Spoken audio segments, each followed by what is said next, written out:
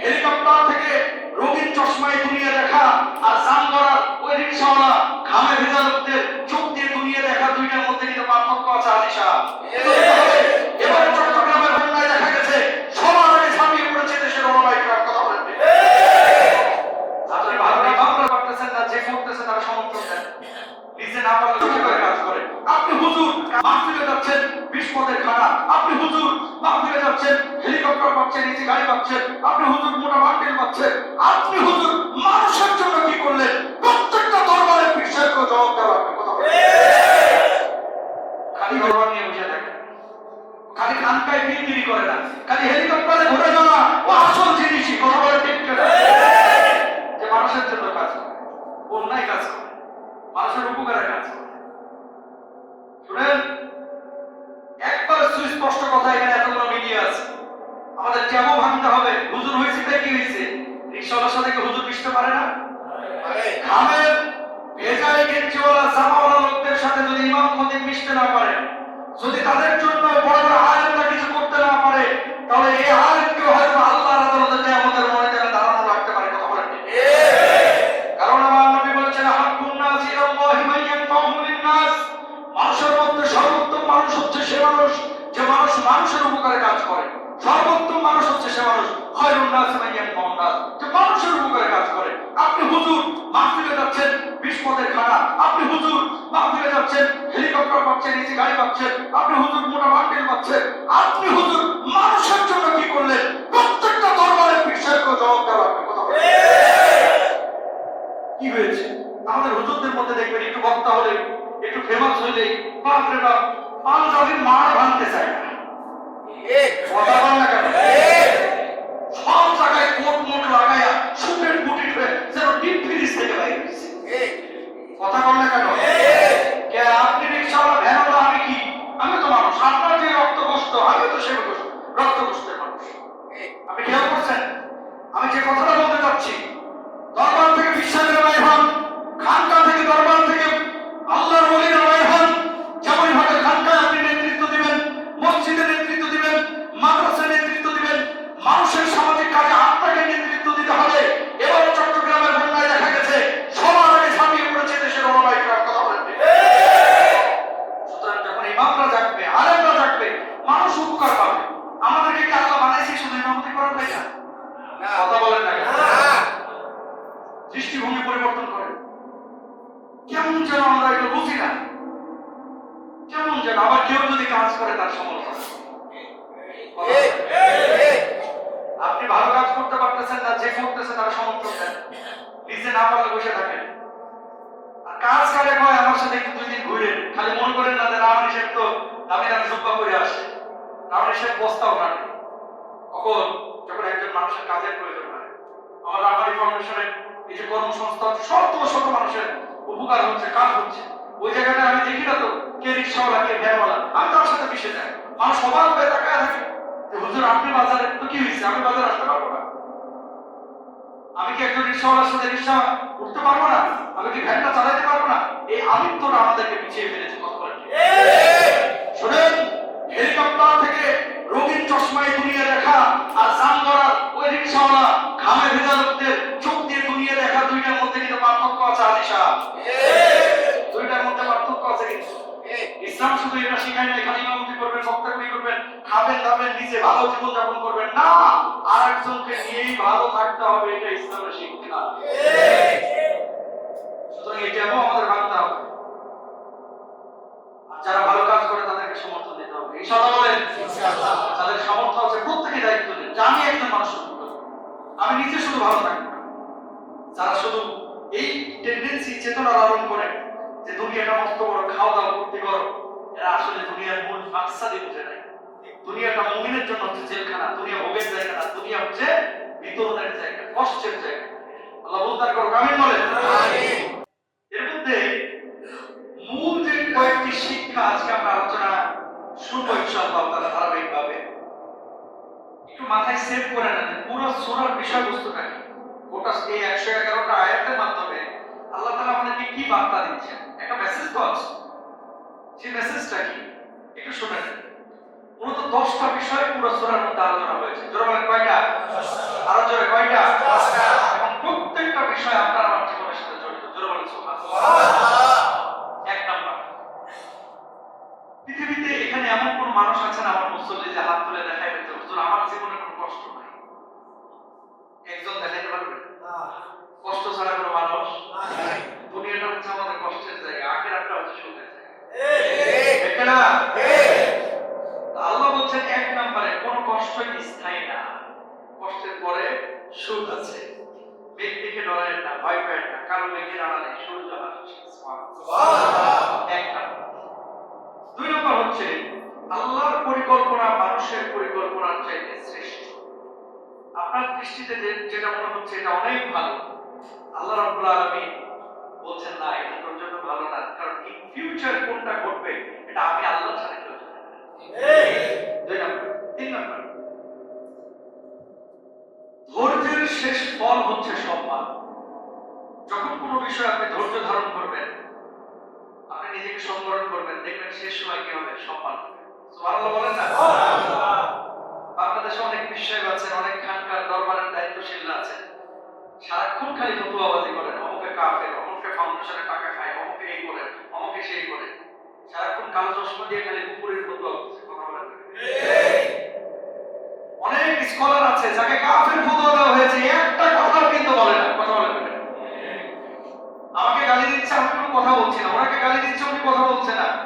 এতে করে খেয়াল করে দেখেন যিনি এগুলো নিয়ে হিংসা করেছে, যেই দরবারের লোক, উনার মান সম্মান সব নষ্ট হচ্ছে। পাবলিক কিন্তু ওই যে ব্যক্তির সমালোচনা করা হচ্ছে তাকে টেনে নামাচ্ছে না, বরঞ্চ তাকে আরো সম্মানের জায়গা দিচ্ছে।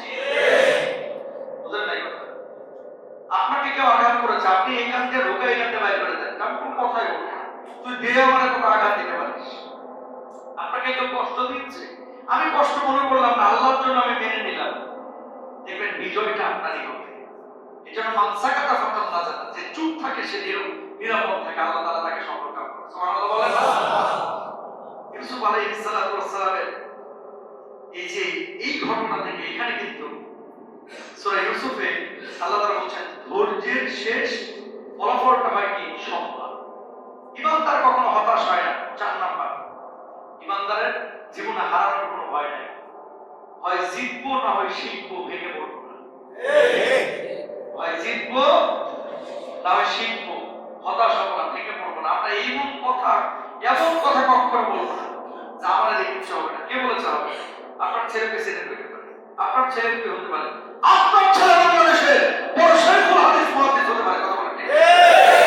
আজকে প্রধানমন্ত্রী যে তারেক জিয়া, উনি যে প্রধানমন্ত্রী হয়েছেন, হয়তো 70 সালে ওনার বাবা ওই যে প্রেসিডেন্ট জিয়াউর রহমান সাহেব, তিনি হয়তো জানতেন না যে আমার ছেলে একদিন প্রেসিডেন্ট হবে, প্রধানমন্ত্রী হবে, জানতেন না? তা আপনার ছেলে যে 2050 সালে প্রধানমন্ত্রী হবে না কি গ্যারান্টি আছে? জানেন কে? আল্লাহ। আরো জোরে কে? আল্লাহ। তাহলে মুমিন কখনো হতাশ হবে না। 4 নাম্বার। 5 নাম্বার, পরিবার থেকে পরীক্ষা আসতে পারে। 6 নাম্বার, ক্ষমতা পেয়েও প্রতিশোধ না নেওয়া, এটা ইউসুফ আলাইহিস সালাম শিক্ষা আছে। জোরে বলেন সুবহানাল্লাহ। 7 নাম্বার, চরিত্র রক্ষা করলে আল্লাহ তাআলা মর্যাদা বাড়ায়। সুবহানাল্লাহ। একটা গুনাহ আপনি ছেড়ে দিয়েছেন কার জন্য? আল্লাহর জন্য। মনে হবে সাময়িক ক্ষতি হয়েছে, কিন্তু এর চেয়ে 100 কোটি গুণ বেশি আল্লাহ রাব্বুল আলামিন আপনাকে উত্তম জাযা দেবেন। সুবহানাল্লাহ। 8 নাম্বার, সত্য প্রকাশিত হবে যতই মানুষ আপনার বিরোধী হোক। কি হবে? সত্য প্রকাশিত হবে। আপনার ভাই আপনার ক্ষতি করেছে, আপনার ফ্রেন্ড সার্কেল আপনার ক্ষতি করেছে, বারবার আপনি মানুষের সামনে চিৎকার করে বলছেন আমি এই কাজটা করি না, আমাকে ভুল বুঝেন না। সমস্ত মানুষ আপনাকে ভুল বুঝেছে, ঠিকই 17 বছর পরে মানুষজন বলতেছে যে না, উনি চিল্লাইছেন, উনি সত্য বলেছিলেন, আসলে কি ওনাকে অন্যায়ভাবে মারা হয়েছে। সত্য এটা প্রকাশিত হবে। অসত্যের দাপট ক্ষণস্থায়ী, সত্যের দাপট চিরস্থায়ী। সুবহানাল্লাহ বলেন। সবশেষ যে বিষয়টি আছে এই সূরায়, সেটা হচ্ছে আল্লাহ তাকে সম্মান দিতে চান, পৃথিবীর সমস্ত মানুষ মিলে তাকে অপমানিত কেউ করতে পারে না। আর কাউকে যদি আল্লাহ রাব্বুল আলামিন অপমানিত করতে চান, সারা পৃথিবীর মানুষ মিলে কেউ তাকে সম্মানিত করতে পারে। এবার আসে মূল বিষয়। তাহলে এই 10টা বিষয় পুরো কিসের মধ্যে? সূরার মধ্যে চলে এসেছে। কতটা আয়াত বলছিলাম ভুলে গেছি। কতটা আয়াত? 111টা আয়াতটা মূলত বেসিক্যালি এই 10টা শিক্ষা। তার মানে ঘরের মধ্যে কি কি খাজানা আছে, ভান্ডার আছে এখন বুঝে গেছে। মসজিদের ভিতরে কি কি আছে বুঝে গেছে। সূরার মধ্যে কি কি আছে এখন বুঝে গিয়েছে। এবার আসুন মাত্র বয়স 7 বছর, কেউ বলছে 9 বছর। ইউসুফ আলাইহিস সালাম ছোট মানুষ। ইয়াকুব আলাইহিস সালামের স্ত্রী ছিলেন 2 জন। প্রথম স্ত্রী, কেউ কেউ বলছেন যে না আরো অধিক ছিল, ওই ঘরে সন্তান হয়নি। কিন্তু প্রথম ঘরে যে স্ত্রী, তার ঘরে মোট 11 জন সন্তান। কতজন? 11 জন। দ্বিতীয় ঘরে ইয়াকুব আলাইহিস সালামের সন্তান হচ্ছে 2 জন। কয়জন? 2 জন। একজন হচ্ছে ইউসুফ আর একজন হচ্ছে বিনিয়ামিন। বিনিয়ামিন, আপনারা অনেকের নাম শুনেন বিনিয়ামিন। এটা হচ্ছে মূলত ইউসুফ আলাইহিস সালামের ছোট ভাই। তো ইউসুফ আলাইহিস সালাম উনি হচ্ছেন তখন 7 বছর অথবা 9 বছর, মতবিরোধ আছে। ছোট্ট একটা বাবা। সমস্ত বাবাদের কিন্তু ছোটগুলোর উপর টান থাকে বেশি। তো নবী ইউসুফ আলাইহিস সালাম এমনি তো দেখতে সুন্দর, আবার হচ্ছে সারাক্ষণ আব্বার কাছে এসে বসে থাকে, সালাম কালাম দেয়, মায়া করে। আব্বাও তার মায়া করে হযরত ইয়াকুব। কিন্তু ওই ঘরের 11 জন ভাই আর সহ্য করতে পারে না। নাউজুবিল্লাহ বলেন। নাউজুবিল্লাহ। এই শাশুড়ি কি রে, আব্বা দেখি ঘুরে ফিরে ওর দিকে টান দেয়। আমরা কি বাইশে আইছি? মানে ব্যাপারটা এরকম যে আব্বা খালি এর কথা কয়, আমাদের দিকে দেখে নজর টজর দেয় না। এরা হিংসা করা শুরু। এমন মুহূর্তে আল্লাহ রাব্বুল আলামিন কি বলছেন খেয়াল করেন। إذ قال يوسف لأبيه يا أبت إني رأيت 11 كوكبا والشمس والقمر رأيتهم لي ساجدين।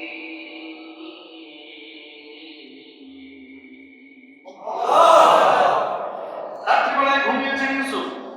হঠাৎ ঘুমের মধ্যে স্বপ্ন দেখলেন 11টা নক্ষত্র আর চন্দ্র সূর্য একসাথে ইউসুফ আলাইহিস সালামকে সিজদা করতে। পরের দিন সকালবেলায় ঘুম থেকে উঠে বলছে, যখন ইউসুফ তার পিতাকে বলল, হে পিতা, আমি 11টি নক্ষত্র, সূর্য এবং চাঁদকে দেখেছি ওদেরকে আমার প্রতি সাজদা করার অবস্থায় আকাশের ওই 11টা নক্ষত্র আর চন্দ্র সূর্য সবাই আমার সামনে সাজদা হয়ে গেছে। সঙ্গে সঙ্গে ইয়াকুব আলাইহিস সালাম বললেন, ও কলিজার টুকরা, বুকের মালিক, বাবা, সন্তান, খবরদার এই স্বপ্ন তুমি আমার সামনে প্রকাশ করেছো। তোমার বাকি 11 ভাইয়ের কারোর সামনে প্রকাশ করো না। জোরে বলেন আল্লাহ। এজন্যই মুহাদ্দিসিনরা বলেন, ভালো স্বপ্ন দেখলে কারোর সামনে বলতে, ভালো স্বপ্ন দেখলে কারোর সামনে বলা যাবে না। বুঝতে পারছি? তো হুজুর নবীর স্বপ্ন দেখছি। ঠিক আছে, দেখছো, আলহামদুলিল্লাহ, খুবই ভালো। নবীজি আকার আকৃতি শয়তান ধারণ করতে পারে না। কেউ যদি আমার নবীকে স্বপ্ন দেখে, সত্যিই সে নবীকে স্বপ্ন দেখেছে। কিন্তু এমন লোক যদি বলে যে নবীজিকে স্বপ্ন দেখছি, জীবনে নামাজ পড়ে না, মুখে দাড়ি নাই, সুন্নতের কোনো চিন্তা নাই, যাত্রা আবার নবীকে দেখে নাই, ও হয়তো বা খাজা বাবারা দেখছে। কথাটা ঠিক কিনা? নামাজ নাই, রোজা নাই, নবীকে স্বপ্ন দেখবো জীবন সম্ভব। এমন কিছু মানুষ আছে এরকম, হুজুর নবীজির স্বপ্নে দেখছি। কি দেখলেন? আমার দিকে তাকায় রয়েছে, নবীজি বলে দিকে তাকায় রয়েছে। তা আপনি তাকান নাই, কি যেন বলতে চাইলেন, বলে গেল না, দেখলে চুপ করে থাকেন। আর একজন শুনে বলেন কেন? ও ভাবলো যে আপনি দরবারের পীর, আপনারা চিনি কত বড় পীর, আপনি জুমার নামাজও আসেন না। বহুত লোক আছে না নাই? হ্যাঁ, আপনি যদি দেখেই থাকেন অবশ্যই এটা গোপন করেন, এটা বলার কিছু নাই, জাহির করার কিছু নাই। এই জন্য ভাই আমার, ভালো স্বপ্ন দেখলে কাউকে শেয়ার করবেন না। খারাপ স্বপ্ন যদি দেখেন, ইমাম সাহেবের কাছে আসবেন, খতিব সাহেবের কাছে আসবেন, পরামর্শ চাইবেন, হুজুর আমি এখন কি করব? খারাপ স্বপ্ন দেখেছেন, সাপ আপনার দিকে দৌড়ায় আসছে, ছাদ থেকে আপনি পড়ে যাচ্ছেন, এমন স্বপ্ন দেখেছেন যেই স্বপ্নের মধ্যে মৃত্যুর বার্তা আছে, এই ধরনের কোন স্বপ্ন যদি দেখেন, আপনি কিছু দান সদকা করেন, আল্লাহর কাছে পানা চান, আল্লাহর কাছে মাপ চান। আপনি যদি ডান কাত হয়ে শুয়ে থাকেন, বাম কাত হয়ে যান, ঘুম থেকে জাগ্রত হওয়ার পরে বাম থেকে 3 বার থুতুর মতো নিক্ষেপ করেন, আল্লাহর কাছে দোয়া করেন, আউযু বিল্লাহি মিনাশ শাইতানির রাজিম পড়েন, আল্লাহর কাছে বলেন লা হাওলা ওয়ালা কুওয়াতা ইল্লা বিল্লাহ। এটা হচ্ছে আপনার করণীয় আমল। কিন্তু ভালো স্বপ্ন কাউকে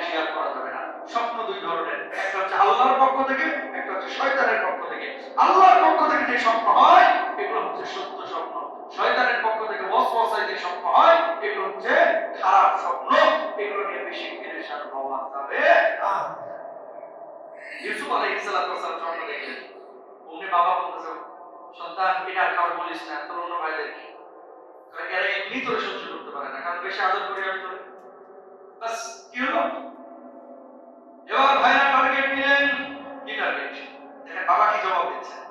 বাবা জবাব দিলেন, قال يا بني لا تقصص رؤياك على إخوتك فيكيدوا لك كيدا إن الشيطان للإنسان عدو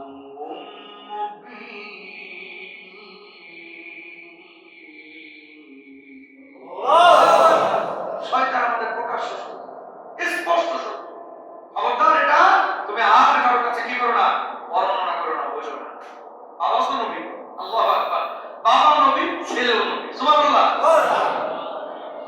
এবার দেখেন এই যে 11 ভাইয়েরা ষড়যন্ত্র শুরু করলো যে তারে সুরের উপর আব্বার বেশি কাট, এটা সাইজ করতে হবে। ভাইরা এবার পরামর্শ বসলো 11 ভাই কি করা যায়। কেউ বলেন চল আড়ালের মধ্যে নিয়ে যাও, হত্যা করে ফেলে মেরে ফেলে। কেউ বলেছে না না মারবো না, চল দূরে কোথাও ঘুরতে নিয়ে যান, নাম করে নিয়ে যায় কূপের মধ্যে ফেলে দেয়। আবার কেউ কেউ বলেছে না এটা নিয়ে যায় বনের মধ্যে বাঘের সামনে ফেলে দিই। কেউ বলেছে না পানির মধ্যে ফেলে দিই। ভাইরা পরামর্শ করলো, এই পরামর্শের সিদ্ধান্ত উপনীত হলো আমরা তারা হত্যা করবো না, কিন্তু কূপের মধ্যে ফেলে দেবো বা নির্জন কোনো জায়গায় ফেলে আনবো, যাতে করে এই ছোট্ট ইউসুফ পানিতে না আসতে পারে আর আব্বার বা আলাদা নজর ইউসুফের উপরে না পড়ে। জোরে বলেন নাউযুবিল্লাহ। 11 ভাই গেছে আব্বার কাছে, আব্বা আব্বা কি হয়েছে বাজার, ইউসুফরে খালি দেখে আপনি নিয়ে বসে থাকেন, আমাকে একটু দেন না, আমরা ইউসুফরে নিয়ে খেলবো। কোথায় নিয়ে যাবে, অমুক জায়গায় মেলা হচ্ছে, ওই জায়গায় নিয়ে যাবে। আব্বা বলছে না তোদের সাথে আমি দিতাম রমদাসী, আমার ইউসুফরে দিতাম না তোদের সাথে, কাপা একটু দেন না, কোনোদিন তো দেন না, আজকে দেন, আমরা দেখে রাখবো, ও পরে খেলাইবো, ও খেলবে, ওরা কিছু কেনাকাটা করে দেবো বাজার থেকে, আমরা 11 ভাই থাকবো, আর কোনো ক্ষতি হবে না। একবার দুইবার তিনবার যখন বলছে, বাবা তো ভাইরা চাচ্ছে ছোট ভাই নেই, মায়ে করে দিয়ে দিচ্ছে। এই বদমাশ ভাইরা তখন কি করলো, নবী ইউসুফ আলাইহিস সালাতু ওয়াস সালাম 7 বছর অথবা 9 বছরের ছোট্ট বাচ্চা, ভালো মন্দ কোনো কিছুই তার কর্ম করতে পারে না। ইয়াকুব আলাইহিস সালাতু ওয়াস সালাম নতুন জামা কাপড় পরিয়ে দিয়েছেন পরিবারের পক্ষ থেকে। 11 জন ভাই কত দূর নিয়ে যাওয়ার পরে যখন মহল্লা থেকে অনেক দূরে চলে গেছে, কেউ খুশি মানা শুরু করেছে, কেউ জামা টানা শুরু করেছে, কেউ কাট টানা শুরু করেছে। নবী ইউসুফ আলাইহিস সালাতু ওয়াস সালাম বলেন, ও পরিজাত টুকরা ভাইরা, আপনারা না আমাদের মেলায় নিয়ে যাবেন, আপনারা না আমাদের ঘোরাফেরা করাবেন, বাজার থেকে নিত্য নতুন জিনিস কিনে দেবেন, আমাদের মারছেন কেন, আমার অপরাধটা কি, আব্বাই তোর ভালোবাসে কেন, এজন্য তোর মারতেছে। আল্লাহু আকবার বলে, আব্বা তোর ভালোবাসে কেন। ও ভাই আমার মাফ করে দেন, আমারে ছেড়ে দেন, আমি আমার আব্বার কাছে চলে যাব, কোনদিন আপনাদের সামনে আসবো না, কোনদিন দাঁড়াবো না। কিন্তু ভাইদের পরিবার মধ্যে মাত্র মায়া জন্মাইল না। নবী ইউসুফ আলাইহিস সালাতু ওয়াস সালামের 7 বছরের ছোট্ট বালককে ওই মিশরের পাশে এমন একটা বাজারের কিনারায় দেখলো গভীর নলকূপ, যেখান থেকে মানুষ পানি পান করে, যেখান থেকে পানি উঠায়। ওই ছোট্ট বালককে ধরে একসাথে যখন কূপের মধ্যে নিক্ষেপ করছিল, ইউসুফ চিৎকার করছিল, আমার ফেলায় না, আমার ফেলায় না, আমার ফেলায় না, আমার বাবার কাছে নিয়ে যাও। কিন্তু ওই 11 ভাই পরিজার মধ্যে বিন্দু মাত্র ভালোবাসা জন্মায়নি। জোরে বলেন নাউযুবিল্লাহ। জালেম কিন্তু ওই সময় ছিল, এখনকার মতো না, আগেও ছিল, এখনো আছে। কথা বলেন না কেন, আগেও যেমন ছিল এখনো আছে। এখনো দেখবেন বাপ কিছু একজন ভাইকে যেটা বেশি খেদমত করতেছে একটু ভালো করে দেখলেই অন্য ভাইরা কিন্তু সহ্য করতে পারে না, খালি ক্ষতি করতে চায়, তখন ভাই ভাইকে চিনে না, ঠিক না। এই যে ইউসুফ আলাইহিস সালামকে ফেলে দিলেন, আল্লাহ তাআলা আসমান থেকে দেখছে, কূপের মধ্যে নিক্ষেপ করছে। আচ্ছা কূপের মুখ থেকে নিচ পর্যন্ত পড়তে মনে হয় 10 মিনিট সময় লাগে, কয় মিনিট লাগে, 1 সেকেন্ড, 10 সেকেন্ড, 5 সেকেন্ড, এর বেশি তো লাগে না। জিবরিল আমিনকে আল্লাহ রাব্বুল আলামিন ইশারা করলেন, ও জিবরিল আমিন, আমার ইউসুফকে যে ভাইরা কূপের মধ্যে ফেলে দিল, মুহূর্তের মধ্যে তুমি গিয়ে হাতটাকে বেঁধে দাও, একটা পাত্র বিছিয়ে দাও, আমার ইউসুফের যেন কোনো ব্যথা না লাগে, আমার ইউসুফের যেন কোনো আঘাত না লাগে। পড়তে 5 সেকেন্ড 10 সেকেন্ডের প্রয়োজন হয়েছে, জিবরিল আমিন পাখা দিয়ে ইউসুফ আলাইহিস সালাতু ওয়াস সালামকে ধরে ফেলেছে।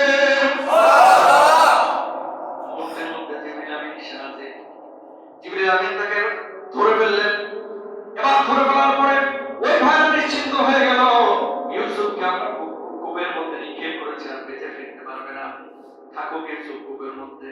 এবার ভাইরা চিন্তা করছে আব্বার কাছে গিয়ে কি করবো, আব্বা তো আমাদেরকে ইউসুফকে দিতে যাচ্ছিল না। একজন পরামর্শ দিল, ভাই বাবার কাছে যাবো, যাওয়ার পরে বলবো আমরা ইউসুফকে খেলাইতেছিলাম, এমন মুহূর্তে পেছন থেকে একটা বাঘ এসে থাবা মেরে নিয়ে চলে গিয়েছে, আব্বাকে আমরা বুঝ দিয়ে দেবো, চিন্তা করো না। ওইদিকে জিবরিল আমিন এমন একটা পাত্র, এমন একটা আসবাব, এমন একটা জায়নামাজ অথবা এমন একটা বিছানা ওখানে বিছিয়ে দিয়েছে, ইউসুফ আলাইহিস সালাতু ওয়াস সালাম ওই কূপের মধ্যে বসে বসে আকাশের দিকে তাকিয়ে আছে। জোরে বলেন সুবহানাল্লাহ। আল্লাহু আকবার, আল্লাহু আকবার।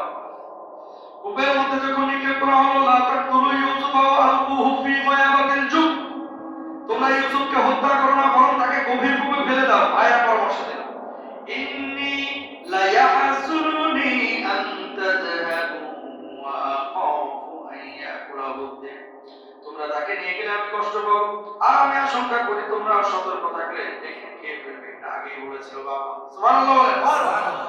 যে ইউসুফ আলাইহিস সালাতু ওয়াস সালামকে ফেলে দিল, ফেলে দেওয়ার পর আল্লাহ রাব্বুল আলামিন ইউসুফের কানে কানে ওহী করতেছেন, ছোট ইউসুফ জিবরিল আমিনের মাধ্যমে। কি বলি, ওয়া আওহাইনা ইলাইহি লাতুনাব্বিআন্নাহুম বিআমরিহিম হাদা ওয়া হুম লা ইয়াশউরুন।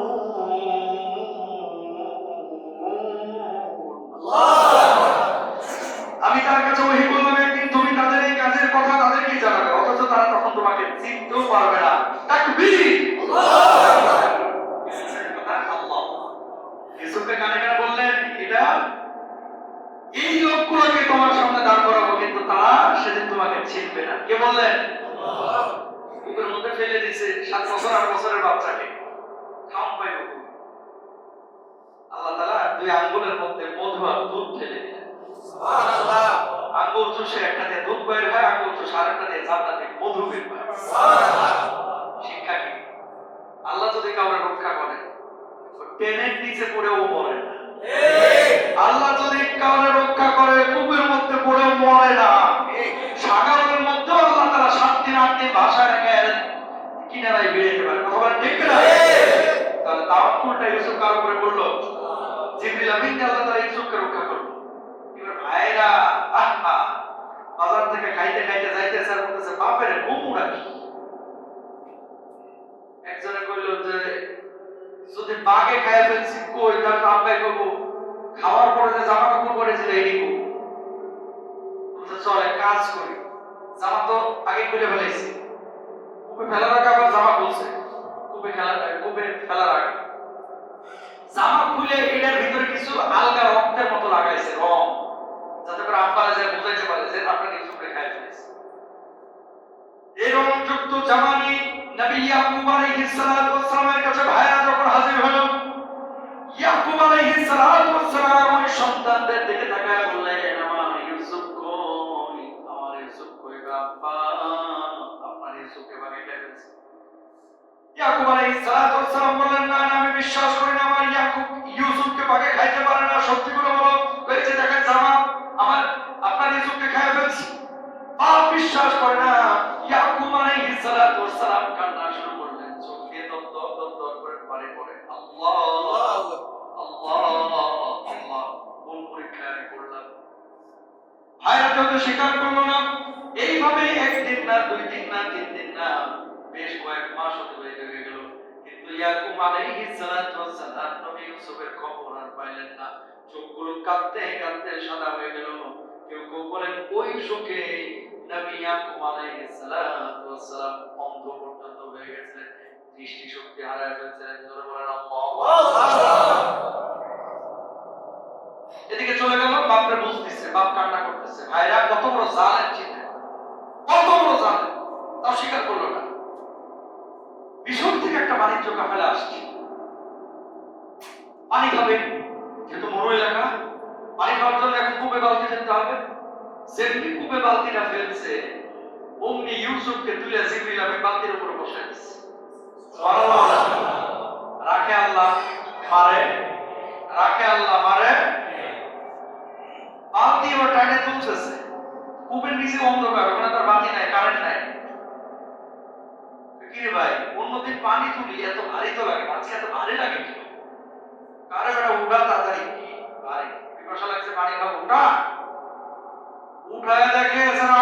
সাত বালতির মধ্যে বসে আছে। সুন্দর না? ছোট বাচ্চা টাকায় হাসতেছে। সুবহানাল্লাহ। ওরা চিন্তা করছে কি কোনো বাচ্চা মনে বাইরে থেকে এসে ধাপ করে পড়া ঝুলেছিল, বালতি নামাইছি, বালতির উপর উঠে গেছে। ওদের ধারণা এটা, তো আর জানে না এটা হচ্ছে পরবর্তী নবী ইউসুফ আলাইহিস সালাম। তখন মানুষ কেনাবেচা হইতো, এবার একটা আরেকটার পরামর্শ দিচ্ছে, দোস্ত এটা নিয়ে যাইগা বাড়িতে, না এটা বাজারে বেশি ওই যেহেতু সুন্দর নাদুস নুদুস চেহারা সুরত ভালো, এটার বাজারে নিয়ে গেলে দামটা ভালো পাবো। উঠাইছে বাজারে মিশরে। এখন এটার দাম তুলছে যে এক পাল্লাই এই বাচ্চা আর এক পাল্লাই হচ্ছে মুদ্রা, যত ওজন হবে যে দাম দেবে তার কাছে দিয়ে দেবো। তাহলে যেন তেন মানুষ কিন্তু কিনতে পারবে না। বক্তারা যদি বুঝতো যে এটা নবী হবে, জীবনে ব্যস্ত কি সম্পদ বেঁচে দিচ্ছে। ওইদিকে মিশরের যে আজিজ মন্ত্রী যারা রাষ্ট্রচার, এই একটা ছিল বন্ধা। এবার খোঁজ লাগাইছে যে এখানে কিছু মানে দেখ বাচ্চা টাচ্চা আছে কি কেনাকাটা, তখন বাচ্চা কেনাকাটা কেনা বেচা কেনা হতো। যাওয়ার পরে বাচ্চারা কিনছে, বাচ্চা কেনার পরে ইউসুফকে নিয়ে যাওয়া হলো তার বাড়ির মধ্যে। নেওয়ার পরে ওই আজিজ মিশরের স্ত্রী ইউসুফ আলাইহিস সালামকে দেখার পরে, ছোট্ট বাচ্চাকে দেখার পরে বললেন, না না না, এই বাচ্চাকে আর হাতছাড়া করবো না, যেহেতু আমাদের রব আমাদেরকে সন্তান দেয়, এই বাচ্চাকে আজকে থেকে আমরা সন্তানের মতো লালন পালন করবো। আর আল্লাহ রব্বুল আলামিনের পরিকল্পনা দেখেন, একটা দরিদ্র ফ্যামিলি থেকে গরিব ফ্যামিলি থেকে আল্লাহ রব্বুল আলামিন ইউসুফকে আজিজে মিশরের বাড়িতে থাকার ব্যবস্থা করে দিলেন। জোরে বলেন সুবহানাল্লাহ। বেঁচে দিল কার কাছে? আজিজে মিশরের কাছে। ছোট বাচ্চা খেলে হাসে এসে হচ্ছে, চলছে, ভালোই চলছিল।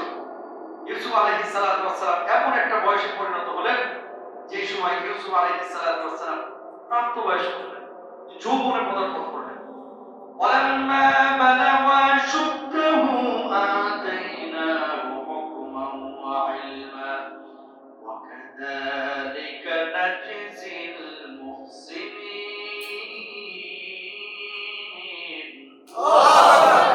যখন পূর্ণ যৌবন উপনীত হলেন, তখন আমি তাকে প্রজ্ঞা এবং জ্ঞান দান করলাম, আর এভাবেই আমি সৎ কর্মশীলদের প্রতিদান দিয়ে থাকি। খেয়াল করেন, আল্লাহ রাব্বুল আলামিন ইউসুফ আলাইহিস সালামকে জ্ঞান দিলেন, প্রজ্ঞা দিলেন। এমন প্রজ্ঞা জ্ঞানে যেমন তিনি সৌন্দর্য ছিলেন, তিনি সৌন্দর্যের অধিকারী ছিলেন, তদ্রূপভাবে আল্লাহ রাব্বুল আলামিন তার চেহারার দিক থেকে সারা পৃথিবীর সেরা সৌন্দর্য দিয়েছিলেন। জোরে বলেন সুবহানাল্লাহ। যেটি প্রাপ্তবয়স্ক হয়ে গেছে, আজিজে মিসরের স্ত্রী তার প্রতি আসক্ত হয়ে যাচ্ছে, অবৈধ প্রেম নিবেদন করছেন। ঘটনা দীর্ঘায়িত করব না। জুলাইখার কথা আপনারা সকলে জানেন। জুলাইখা যখন বাড়ির মধ্যে ছিল, তাকে প্রেম নিবেদনের জন্য আহ্বান করেছিল ইউসুফ আলাইহিস সালাম।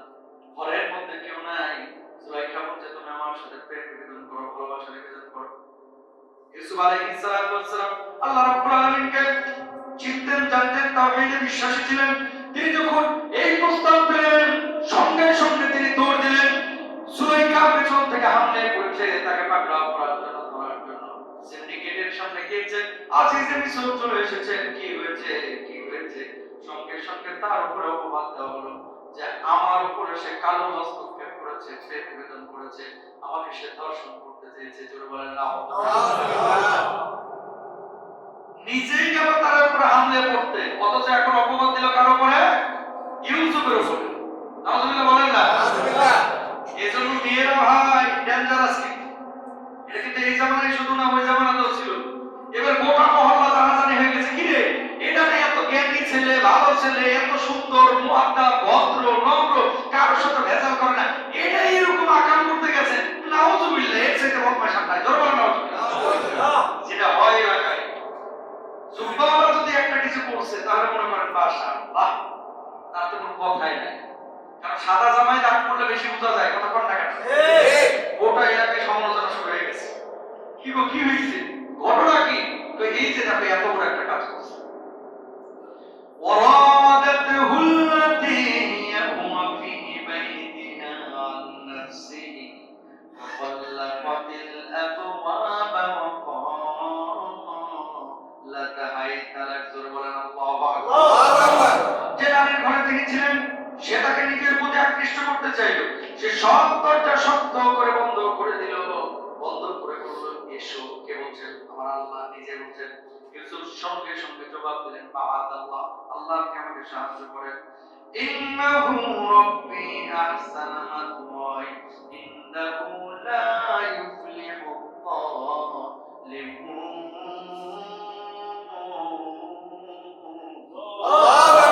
আমার প্রতিপালক আমাকে সম্মান দিয়েছে, নিশ্চয়ই জালিমরা কখনো সফল কাম হয় না। আল্লাহু আকবার বলেন। আল্লাহু আকবার। ওয়ালাকাদ হাম্মাত বিহি ওয়া হাম্মা বিহা লাউলা আররা বুরহানা রাব্বি। সে তো ইউসুফকে কামনা করেছিল, আর যদি ইউসুফ তার প্রতিপালকের প্রমাণ না দেখতেন তবে তিনিও তার দিকে ঝুঁকে পড়তেন। জোরে বলেন নাউযুবিল্লাহ। আর আল্লাহর ভয় যদি না থাকতো তাহলে ওই অবস্থায় হয়তো ইউসুফ জুলাইখার প্রতি ঝুঁকে পড়তো। এটা আমার কথা না, আমার আল্লাহর কথা। দরজার দিকে দৌড় দিছে। অস্তাবাকাল বাবা কদ্দাত কামিসুহু। খেয়াল করেন, ওয়াকদ্দাত কামিসুহু মিন দুবুর। মানুষজন জমা হইল, আজিজে মিশর জমা হইল। বলতে চাই, ইউসুফ তুমি আমার বউয়ের দিকে হাত দিছো, হাত বাড়াইছো, তুমি ওকে কামনা করেছো? কয় না না না, উনি মিথ্যা কথা বলছে, উনি আমার দিকে কামনা করছে, উনি মিথ্যা বলছে। কয় প্রমাণ কি? মানুষজন একত্রিত হইল। কয় পেছন দিক থেকে যদি ছেঁড়া থাকে তাহলে যে ইউসুফ সত্যবাদী, আর যদি সামনে ছেড়ে থাকে তাহলে ওই মহিলা সত্যবাদী, জুলাইখা সত্যবাদী। আল্লাহর কি লীলা দেখেন। সবাই পাঞ্জাবি খেয়াল করলো, জামা খেয়াল করে দেখে, কারণ খামসা তো পিছন থেকে মারে, সামনে দেখে না। সামনে থেকে তো মানবে হচ্ছে ইউসুফ। ইউসুফ তার নিজের পেছন নিজে চিনতে পারবে, পারবে। দেখি প্রমাণ হয়ে গেছে যে জুলাইখা আসলে এটা মূল অপরাধী। কিন্তু যেহেতু রাষ্ট্র ক্ষমতায় তারা কিছু করতে পারে না, দোষ সব হুজুর। কথা বলতে গেলে সব দোষ কার? সব দোষ হুজুর। বাংলাদেশে একটা ষড়যন্ত্র চলছে ভাই। আমি বলবো না মাদ্রাসাগুলোতে উল্টাপাল্টা কাজ কাম কিছু জায়গায় হয় না, এটা হয় কিছু জায়গায়, কিছু জায়গায়। কিন্তু যেভাবে মিডিয়াগুলো মাদ্রাসাগুলো নিউজ করতেছে, এটার পিছনে সূক্ষ্ম ষড়যন্ত্র আছে। হয় উপর থেকে অথবা এই দেশের মধ্যে যারা চায় বাংলাদেশে মসজিদ মাদ্রাসাগুলো না থাকে। কথা বলি ছোট্ট একটা ঘটনাকে বাপরে বাপ বিশাল করে প্রকাশ করতেছে। আমি শুনলাম আমাদের এক ভাই বললেন যে 300-র উপর পেজ তারা খুলেছে। যারা সারাক্ষণ খালি অপেক্ষায় থাকে ওই মাদ্রাসার নামে, ওই হুজুরের নামে, ওই আলেমের নামে, এই বলাৎকারের নিউজ, এই অমুক নিউজ, এই তমুক নিউজ, উল্টা পাল্টা যত নিউজ আছে, এই সব নিউজগুলো দিয়ে দাড়িওয়ালা টুপিওয়ালাদের বিপক্ষে মানুষদেরকে অনেকে লেলিয়ে দিচ্ছে। কথা বলেন যদি কোনো মাদ্রাসায় এরকম ঘটনা ঘটে, অবশ্যই সেই মাদ্রাসার ওস্তাদদেরকে আপনারা কাট করা যাক। আর যেই বদমাশ হুজুরে কাজ করবে পিছায় আমাদের পুলিশের হাতে তুলে দেবে। মানুষরা এগুলো কুকুরের চাইতে হতো। আমি বুঝি না আমাদের মুরব্বীরা এগুলো নিয়ে কথা বলে না। যদি কোনো মাদ্রাসায় এরকম ঘটনা ঘটে, এই ওস্তাদের ব্যাপারে সিদ্ধান্ত নেবেন গোটা বাংলার জমিনে কোনো মসজিদ মাদ্রাসায় যেন এই হারাম খোরার চাকরি না পায়। কথা বলে আপনার সন্তান আমার সন্তান, তারা আমাদের পরিচয় টুকরা। হ্যাঁ,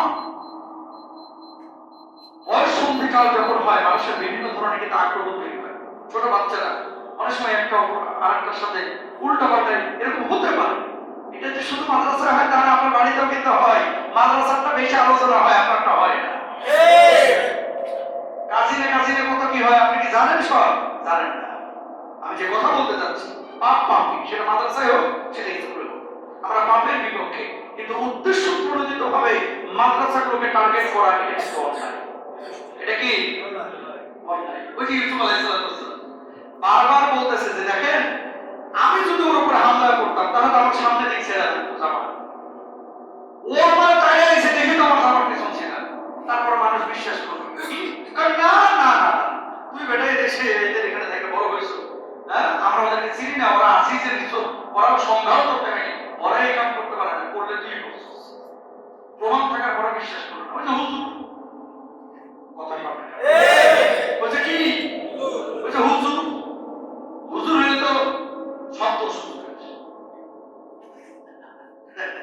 আল্লাহ মাফ করুক, আমিন বলেন। আমিন। এবার মহিলারা বলা শুরু করলো যে কি এই ঘরের মধ্যে নাকি ইউসুফ খুব সুন্দর দেখতে শুনলাম। কই এমন সুন্দর? কে বলতেছে? জুলাইখা।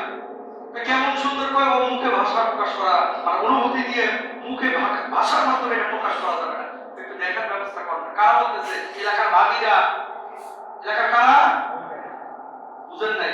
এলাকার অন্যান্য যে মহিলারা আছে না, তো এই ঘরে নাকি ইউসুফ আছে, এটা নাকি দেখতে খুব সুন্দর। তো কেমন সুন্দর? দেখলে পাগল হয়ে যাবে, একটু দেখানোর ব্যবস্থা কর না। তো বলছে কেমন সুন্দর, দেখানোর ব্যবস্থা করব। ঠিক আছে আসিস, যেহেতু আজিজে মিশরের প্রেসিডেন্টের স্ত্রী, এই ছবি দেখা ঘরের মধ্যে বসবে। বসছে, সবার হাতে একটা করে আপেল আর একটা করে ছুরি দিছে। ইউসুফ আলাইহিস সালাম বসছে, কেবল বসার পরে আপেল কাটতেছে খাওয়ার জন্য। আপেলের ছুরি না চালায় হাতে ছুরি চালাইছে, হাত কেটে গেছে, টেরও পায়নি। আল্লাহ, কেমন সুন্দর ছিল আমার ইউসুফ। সুবহানাল্লাহ, সুবহানাল্লাহ। এখন আপনি বলবেন যে হুজুর, আমার নবীর চাইতে ইউসুফ নবী বেশি সুন্দর ছিল কিনা? আমার ইউসুফ নবী সুন্দর ছিল, কিন্তু তার চাইতে শত কোটি গুণ সুন্দর ছিল আমার প্রিয় নবী। জোরে বলেন সুবহানাল্লাহ। আমার নবীর দিকে সাহাবীরা যখন তাকায় দেখতেন, অপলক দৃষ্টিতে তাকায় দেখতেন। আকাশের পূর্ণিমার চাঁদের দিকে তাকাচ্ছে একজন সাহাবী, আমার নবীর মুখের দিকে তাকাচ্ছে, কম্পেয়ার করছে কে বেশি সুন্দর, পূর্ণিমার চাঁদটা নাকি আমার মায়ের নবীটা? তিনি বললেন পূর্ণিমার চাঁদের মধ্যে খুদ থাকতে পারে আমার নবীর চেহারার মধ্যে। সুবহানাল্লাহ। যার চেহারা দিকে তাকাইতে তাকায় থাকতে মন চায়, যার হাতটা মানুষ ধরলে আর হাতটা ছাড়তে চাইতে পারে, যার শরীরের পাশে বসলে আলাদা একটা জান্নাতি ঘ্রাণ পায়। সুবহানাল্লাহ, আল্লাহু আকবার। আমার নবী ছিলেন এত সুন্দর। আবার কয়েকদিন পরে এই ঘটনা,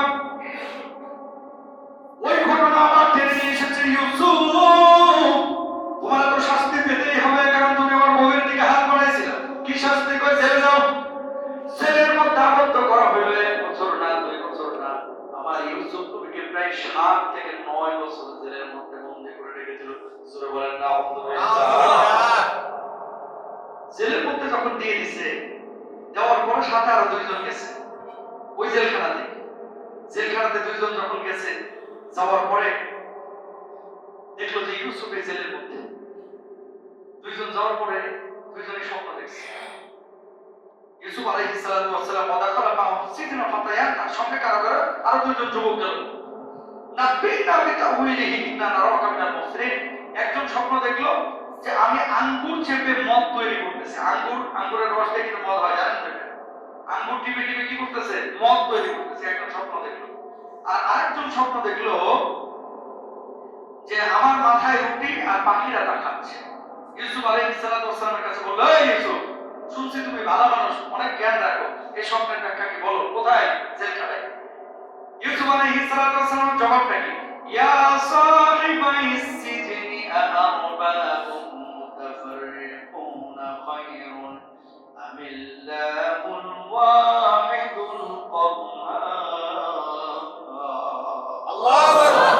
এই কারাগারের 2 সাথী অনেক প্রভু কি ভালো, নাকি একক পরাক্রমশালী আল্লাহ? একক আল্লাহই ভালো। জোরে বলেন সুবহানাল্লাহ। তার মানে কি? দুনিয়াতেও দাওয়াত, এই মানে কবরে যতক্ষণ না যাচ্ছেন, জেলখানায় থাকেন, হোটেলে থাকেন, রিসোর্টে থাকেন, অফিসে থাকেন, মসজিদে থাকেন, যেখানেই থাকবেন, মুসলমানের ইন্টেনশন হচ্ছে আল্লাহর দাওয়াত দেওয়া, ইসলামের দাওয়াত দেওয়া। জোরে বলেন সুবহানাল্লাহ। ওই যে জেলখানায় 2 জন গিয়েছিল, এখানে ইউসুফ নবীর দাওয়াত দেওয়ার কোনো দরকার ছিল? স্বপ্নের ব্যাখ্যা জিজ্ঞেস করছে, ব্যাখ্যা বলে দিবেন, মানে তো দাওয়াত শেষ। ইউসুফ নবী দাওয়াতটা দিলেন প্রথমে কি, যে দেখো অনেক আল্লাহকে নামাই না, তুমি এক আল্লাহকে মানো, যার উপর আমরা ঈমান এনেছি। প্রথমে দাওয়াতটা দিলেন। তারপরে এবার 2 বন্ধুর স্বপ্নের ব্যাখ্যা নবী ইউসুফ আলাইহিস সালাম করছেন।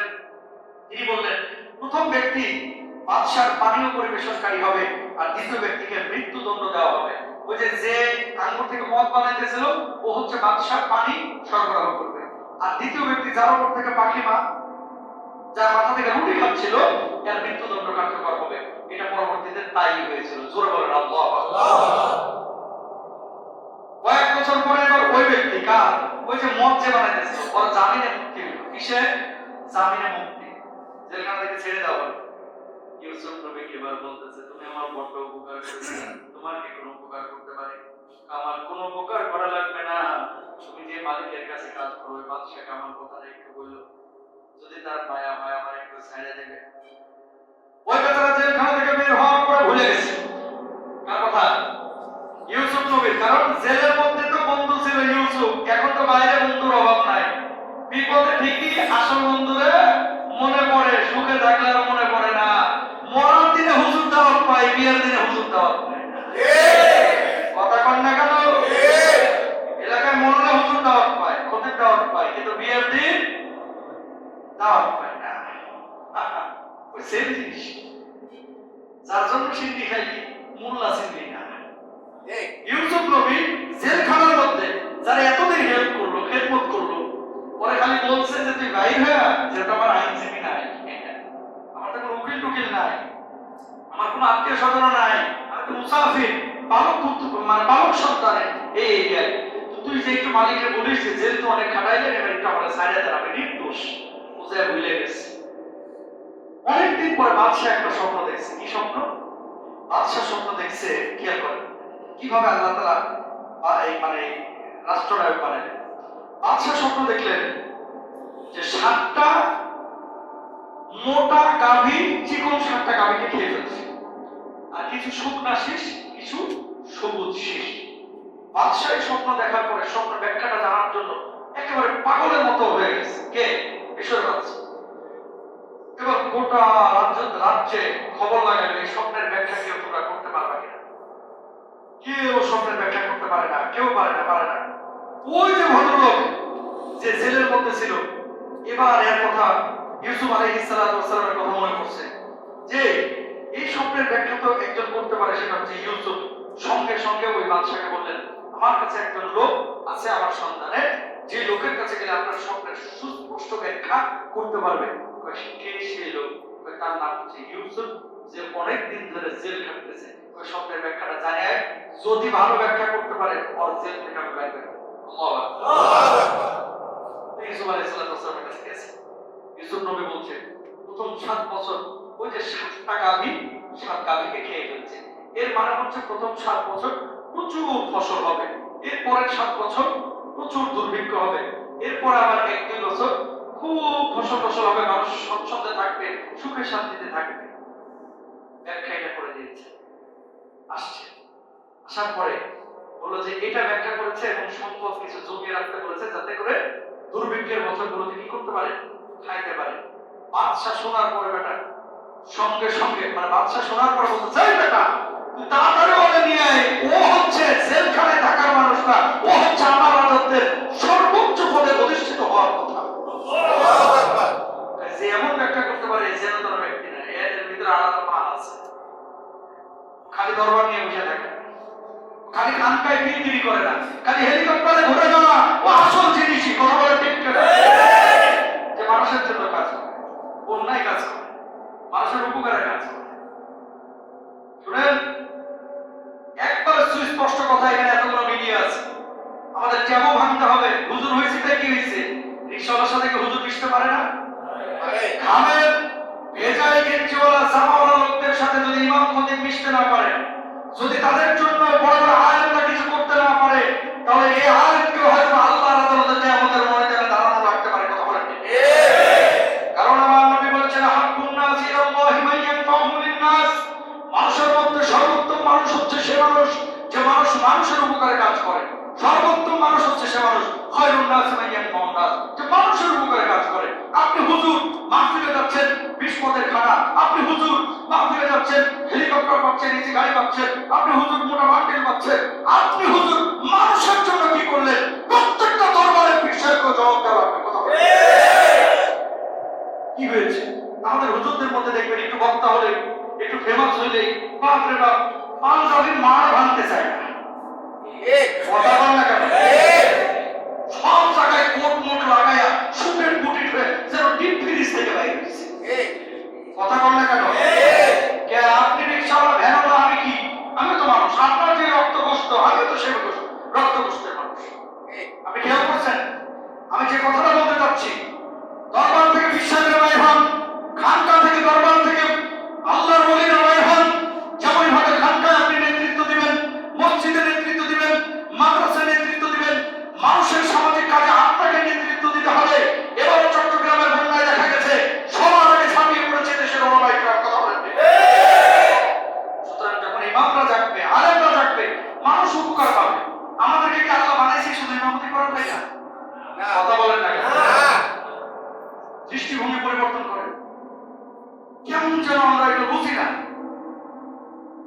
আবার কেউ যদি কাজ করে তার সমর্থন।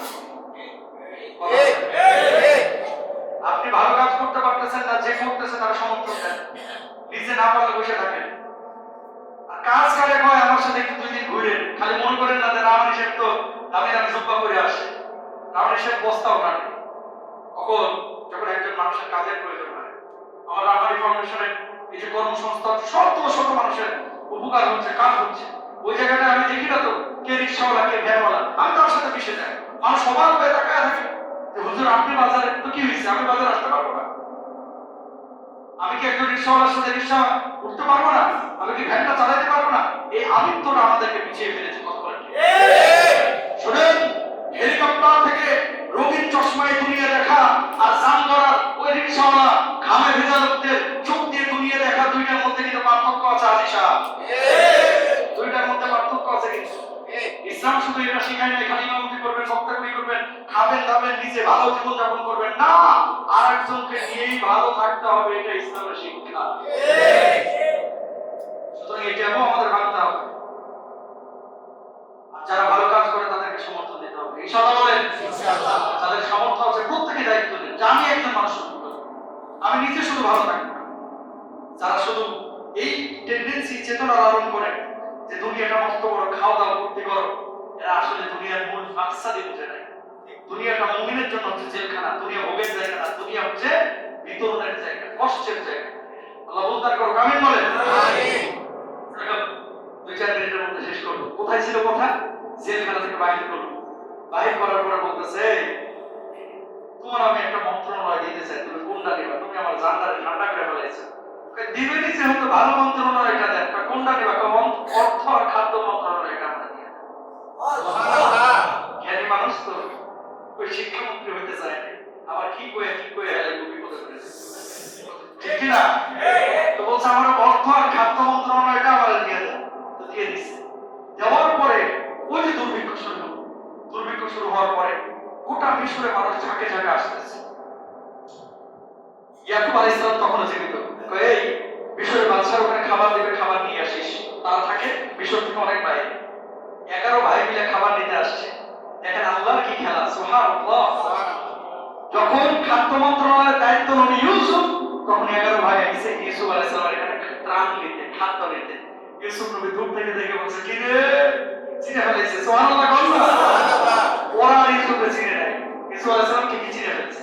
চিনার পরে সংক্ষেপে বলে দিই, তাদেরকে ত্রাণ দিচ্ছে। দেওয়ার পরে বলে, আমার কাছে খবর আছে তোমাদের এক ভাই নাকি ঘরে আছে, আর নাম কি? বিনিয়ামিন। ওটা আনো না কেন? ওটা শুরু তো এলাকা আনতে পারে না, নিয়ে আসি নাই, কিছু একটা বলছে আর কি। সামনে দিন যদি ওরা না নিয়ে আসো ত্রাণ পাবে না, ভালো লাগবে। নবী ইউসুফের টার্গেট হচ্ছে নিজের মায়ের ভাইটার একটু দেখা। পরে 11 ভাই গিয়েছে, যাওয়ার পরে বলে, আব্বা এটা কেমন মন্ত্রী পাইছি? কি হয়েছে? বিনিয়ামিনকে সারা নাকি ত্রাণ দিবে না, এটা কেমন মন্ত্রী? নিয়ে যাস বিনিয়ামিনকে। দিয়ে গেছে। ইউসুফ দেখার পরে চিনে ফেলেছে। চিনে ফেলার পরে এমনি তো রাখবেন, একটা উসিলা লাগে। আজিজে মিসরের একটা স্বর্ণের বাটি ওই বিনিয়ামিনের বস্তার ভিতরে ঢুকিয়ে দিয়েছেন ইউসুফ নবী। কেন? যাতে করে তার একটা কথা এখানে রাখা যায় এবং ইয়াকুব নবীকে নিয়ে আসা যায়। বাস যখন বস্তার ভিতরে একটা স্বর্ণের পাত্র দিয়ে দেওয়া হয়েছে, দেওয়ার পরে বলছে, আজিজে মিসরের বাটি হারিয়ে গেছে, তোমাদের মধ্যে কেউ মনে হয় নিয়েছে এটা। কারণ আমরা কেউ নিই না, বিনিয়ামিনের এটা চেক করো। বস্তা চেক করে দেখো বাকি ওর ভিতরে। ইউসুফ নবী বললেন, বিনিয়ামিনকে নিতে পারবো না, তোমরা চলে যাও। আর এইদিকে কানে কানে বিনিয়ামিনকে বলছে, বিনিয়ামিন রে, আমি তোর সেই ছোটবেলার ভাই ইউসুফ, খবরদার মন খারাপ করিস না। জোরে বলেন আল্লাহ। কূপ থেকে কোথায় নিয়ে রাষ্ট্রনায়ক, কূপ থেকে মন্ত্রণালয়ের মন্ত্রী। একবার জোরে সরে বলেন আল্লাহ। শিক্ষা কি? আল্লাহ রাব্বুল আলামিন একেবারে মাটি থেকে আসমানে তুলে দিতে পারেন যদি আল্লাহ চান। তারা চাইলে হত্যা করতে, আল্লাহ বানায় দিলেন কি? মন্ত্রী। সুবহানাল্লাহ। মন্ত্রী হয়ে গেলেন হযরত ইউসুফ আলাইহিস সালাম। এরপরে এই 11 ভাই ইয়াকুব নবীকে আবার এসেছেন। ইউসুফ আলাইহিস সালাম একটা জামা দিয়ে পাঠিয়েছিলেন। কারে? ওই ভাই চলে 11 জনকে, যে তোমরা যে আচরণটা আমার সাথে করেছিলে, আমি ইউসুফ তোমাদেরকে মাফ করে দিচ্ছি। সুবহানাল্লাহ। আমরা পারবো এরকম ভাইকে মাফ করতে? আমরা তো বোন ভাইকে মাফ করতে চাই না, ভাইকে মাফ করতে চাই না, খালি আক্ষেপ, আল্লাহ যেন তোর বিচার করে। না, আপনারা ঠগাইছে তো আল্লাহ আপনারা ঠকাবে না, আমরা মাফ করে দেন। যে না, ওই দিনের জিন্দেগি তুই খায় খায় ভালো থাক, আমি একটু কষ্ট করলাম। যে যত মাফ করতে পারে এই পৃথিবীতে সে তত সুখী। সুবহানাল্লাহ বলেন। একটা জামা দিছে, জামা দেওয়ার পরে ইয়াকুব আলাইহিস সালামের এই সন্তানদেরকে ইউসুফ নবী বলে দিছে, এই জামাটা নিয়ে যে খালি ইয়াকুবের চোখে লাগাইবা সাথে সাথে কিছু একটা হবে। চোখে লাগাইছে আর অমনি দৃষ্টি শক্তি ফিরে আসছে। তখন ইয়াকুব নবী বুঝে গেছে যে এটা সাধারণ কোনো মানুষের জামা না, হয়তো আমার ইউসুফের জামা। আপনার ইউসুফ আজকে কমে নাই, আপনার ইউসুফের ব্যাপারে আমরা মিথ্যা কথা বলেছিলাম, আপনার আমাদেরকে মাফ করে দেন। আপনার ইউসুফ জীবিত এখন মিশরের অর্থমন্ত্রী, খাদ্যমন্ত্রী। জোরে বলেন সুবহানাল্লাহ। আল্লাহ কারে কি না করতে পারে। যাই হোক, সময় শেষ। এখান থেকে শিক্ষাটা কি? শিক্ষা হচ্ছে মানুষকে ক্ষমা করে দেওয়া, শিক্ষা হচ্ছে মানুষকে ভালোবাসা, শিক্ষা হচ্ছে ধৈর্য ধারণ করা, যেগুলো আগে বলে দিয়েছি। ওই যে 10টা শিক্ষাতে পুরো এই 111টা আয়াতের মধ্যে 10টা শিক্ষা ছিল। বলে যাতে তোমরা ভাইরা এখান থেকে শিক্ষা নেন, জীবনটাকে সাজান। সবশেষ যে দোয়াটা করেছিলেন ইউসুফ আলাইহিস সালাম, তিনি দুনিয়ার ক্ষমতা পেয়ে আখিরাতকে ভুলে যান নাই, দুনিয়ার ক্ষমতা পেয়ে ভাইগুলোকে ভুলে যান নাই, আত্মীয় স্বজনকে ভুলে যান নাই। তিনি হক আদায় করেছেন, সবসময় দোয়া করতেন, রব্বি কদ আতাইতানি মিনাল মুলকি ওয়া আল্লামতানি মিন তাওয়িলিল আহাদিস তাওফানি মুসলিমান ওয়া আলহাকনি বিস সালিহিন। আল্লাহু আকবার। এই দোয়াটা আপনারা বেশি বেশি করবেন ইনশাআল্লাহ। আল্লাহ তাআলা তৌফিক দান। জোরে বলেন আমিন। আমিন। হাদা মা ইলমি ওয়াল ইলমু ইনদাল্লাহ আলাইহি তাওয়াক্কালতু ওয়া ইলাইহি উনীব ওয়া আখির দাওয়ানা আলহামদুলিল্লাহি রাব্বিল আলামিন। আসসালামু আলাইকুম ওয়া রাহমাতুল্লাহি ওয়া বারাকাতুহু।